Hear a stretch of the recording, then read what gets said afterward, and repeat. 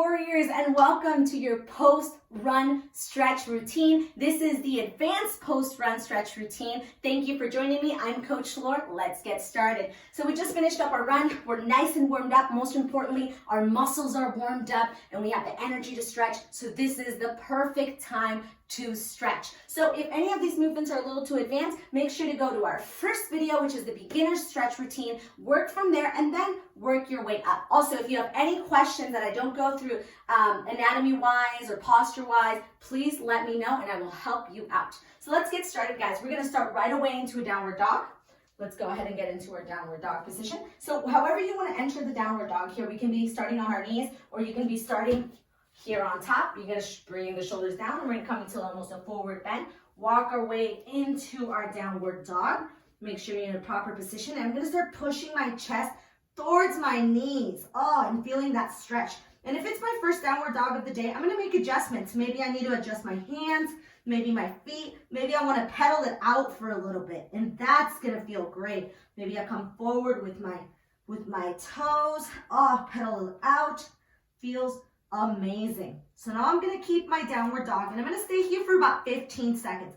And I'm just gonna breathe and focus every time I inhale on the power of my hands and my feet keeping me up. And every time I exhale, I'm gonna feel the relaxation of my lower back.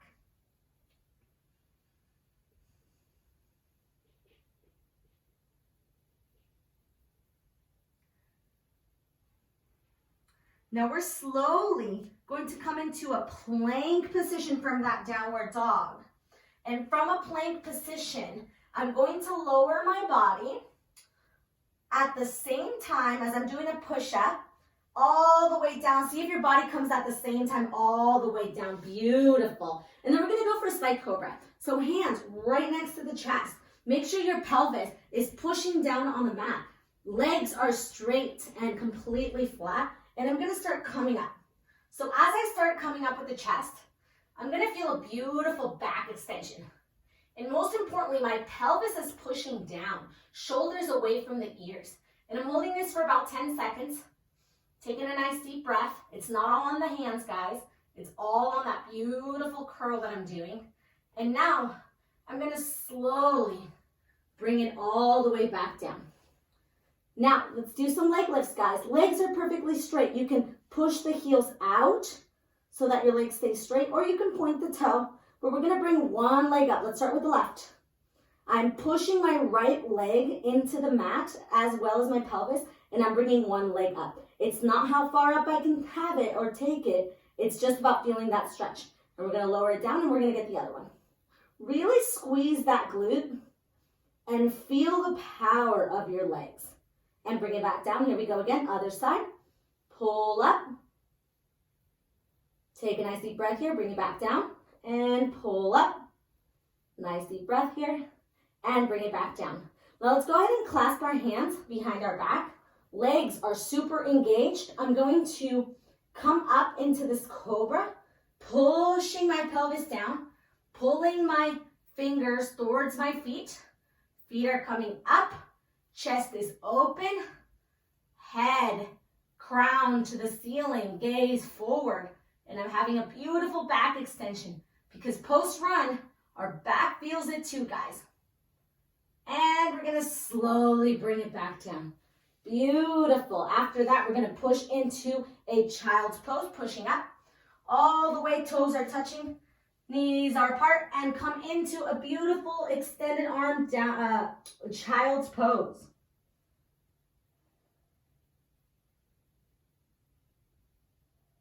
Beautiful, guys. Back to center. Here comes another downward dog. Go deep into that downward dog. Feel it out. We're going to be here for about 10 seconds, and then we're going to bring it into our deep lunge. So we're going to start from the left side, guys. Left leg comes all the way forward. Bam!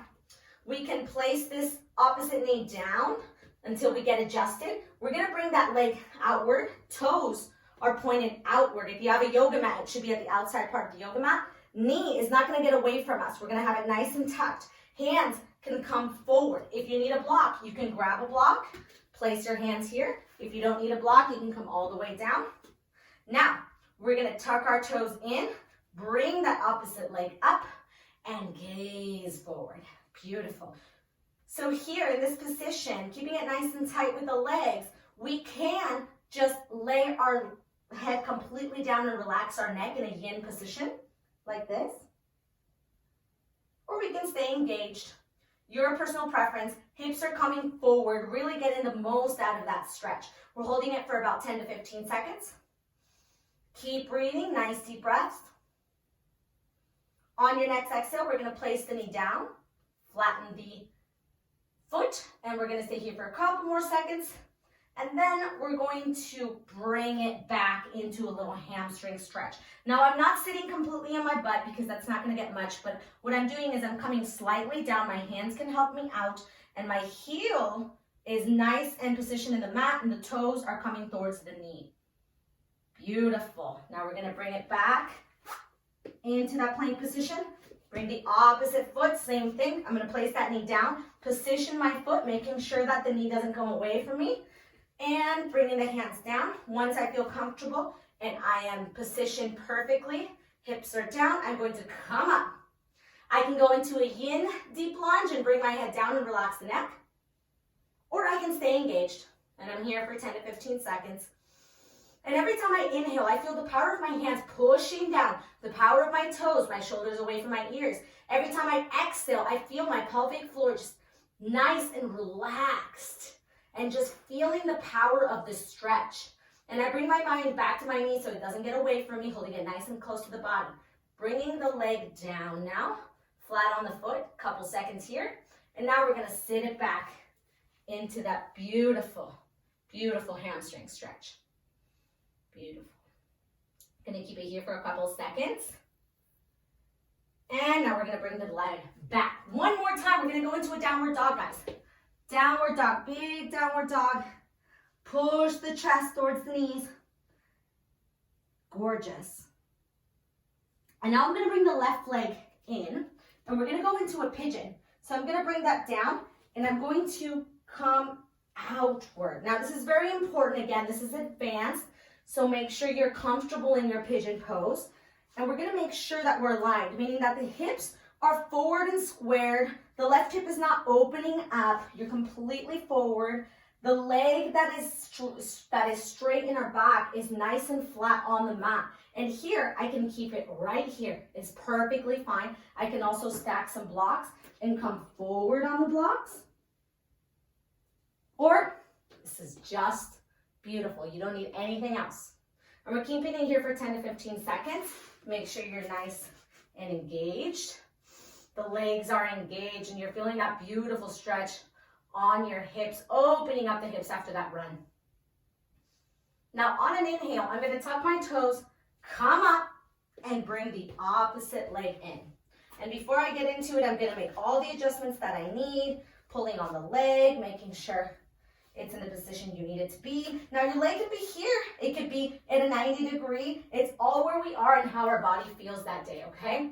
So if you feel like today you don't want to push too hard, don't push too hard. Use blocks, use blankets, that's perfectly fine, no judgment. If you feel great today, well then go for it, guys. It is not a competition on stretching. It's just about bringing back the joy to our muscles, thanking our muscles for that run, and giving them what they need, which is a nice, nice stretch. Good job, guys. A couple more seconds here, and then I'm going to tuck my toe in, bring it back, and then come to my knees, and then turn it around. I'm going to get a nice supine stretch. Feel that back on the mat. Feel how good it feels. And then bring your knees to your chest. Let's close up what we've been doing, right? So we've been opening up the hips. Now we're going to close them. I like to give a little bit of a nice little rock to massage the kidneys, massage the back. Beautiful. Nice and tight. And now we're going to come all the way up to cobbler's pose. We're nice and straight, bringing the knees down, bringing the soles of the feet together, opening them up like a book. Now, if you need blocks right here, you can go ahead and use those blocks on the knees, no problem. If you don't, you can put the block on the side. Nice straight back. And we're just going to go for a couple stretches here. The first one is going to be a side bend, left leg by the hip, and we're just going to side bend, gazing at the hand. Just a couple seconds, 5 seconds, and then Bring it back to the other side. Beautiful. And then all the way back, sitting nice and straight, feeling those hips for a couple of seconds, bringing the knees back together, nice and straight. And here I like to go, put my hands right behind my hips and just kind of open up my chest. Relax my neck. And now we can relax either in this position or in Sukhasana, which is bent knees. Take a second to breathe. Take a second to realize what you just did. You went on a run. You're not judging how fast you did it or how well you did it or how well you stretched or did it. You're simply just enjoying the fact that you got up, you did that run, you did this stretch, and you should feel accomplished. We're so proud of you guys. Thank you again for joining me in this advanced post-run routine, and we will see you next time, warriors.